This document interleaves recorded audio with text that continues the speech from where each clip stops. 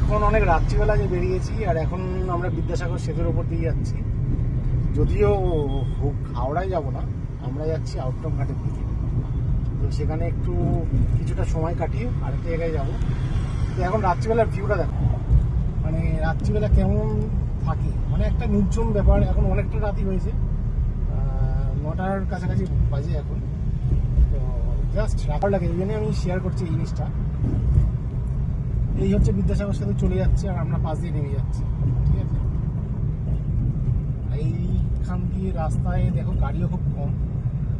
তো যেহেতু গাড়িও কম, যদি এটা আর্মি প্রোটেক্টেড এরিয়া পুরোপুরি, আর খুব কম গাড়ি এই দিকটা আসে, মানে এটা আউটকাম ঘাটের দিক আর কি, প্রিন্সেপ ঘাটে যাওয়ার রাস্তাটা।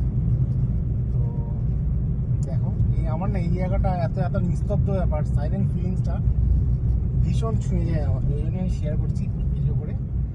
আর তার সঙ্গে আমি আর একটা কথা বলবো, আমাদের এখানে বিশেষ আকর্ষণ এটা, ঠিক আছে। এই জায়গাটার আমাদের মেন আকর্ষণ হচ্ছে ভারতীয় একটা যুদ্ধ বিমানের, অনেকেই জানো, অনেকেই দেখেছো, তাও অনেকে তো দেখোনি তোমরা, তো তাই আমি দেখাচ্ছি। এই হচ্ছে ভারতীয় যুদ্ধ বিমান। এটা একটা একটা সত্যিকারের বিমান ছিল, এখানে রয়েছে। তো এর সঙ্গে সামনে ট্যাঙ্কও ছিল। অনেক রাত হয়ে গেছে তো অন্ধকার, আমি দেখাতে পারবো না। এনিওয়ে চলো, আবার পরে দেখা হচ্ছে।